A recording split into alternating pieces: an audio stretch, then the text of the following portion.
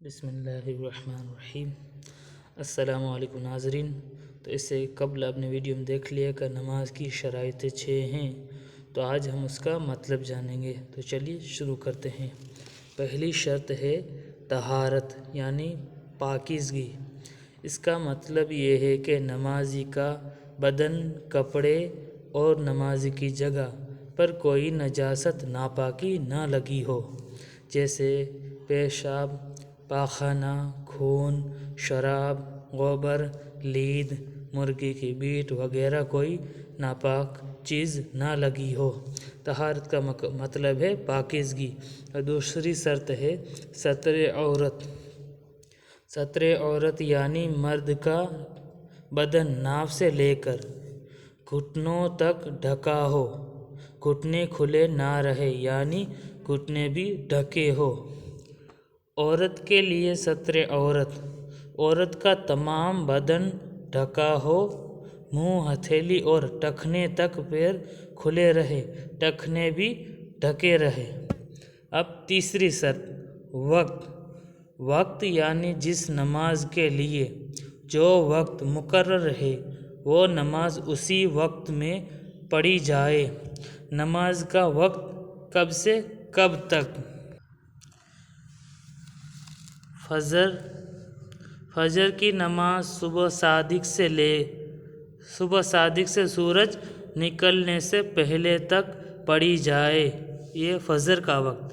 اب ظہر کا وقت۔ ظہر کی نماز سورج ڈھلنے کے بعد سے ہر چیز کے سایہ پرچھائے کے دگنا یعنی ڈبل ہونے تک، یہ ظہر کا وقت۔ اب عصر کا وقت۔ عصر کی نماز سایہ کے دگنا ہونے کے بعد سے سورج ڈوبنے تک۔ اب مغرب کا سمے۔ مغرب کی نماز سورج ڈوبنے کے بعد سے آسمان میں سفیدی غائب ہونے تک۔ اب عشاء کا وقت۔ عشاء کی نماز آسمان میں سفیدی غائب ہونے کے بعد سے صبح صادق شروع ہونے سے پہلے تک۔ تو یہ سب نمازوں کے وقت کا سمے ہے۔ اب چوتھی شرائط استقبال قبلہ۔ استقبال قبلہ یعنی کعبہ شریف کی طرف منہ کرنا، یہ چوتھی شرط ہے۔ اب پانچویں شرط نیت۔ نیت یعنی دل میں پکا ارادہ کرنا۔ جس وقت کی جو نماز فرض ہو یا واجب ہو یا سنت یا نفل ہو یا قضا ہو، جو پڑھنی ہو، اس کا دل میں پکا ارادہ کرنے کو نیت کرنا کہتے ہیں۔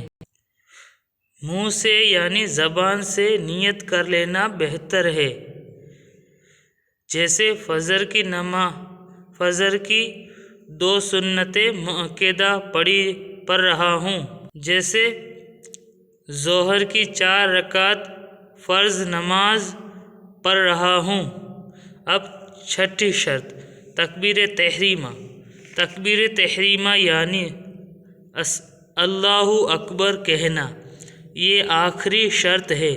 اس کے کہتے ہی نماز شروع ہو گئی۔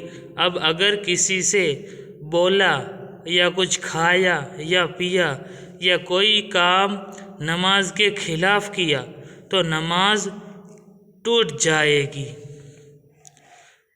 پہلی 5 شرطوں کا تکبیر تحریمہ سے پہلے اور ختم نماز تک موجود رہنا ضروری ہے، ورنہ نماز نہیں ہوگی۔ تو یہ ہم نے نماز کی 6 شرائط کا مطلب جانا۔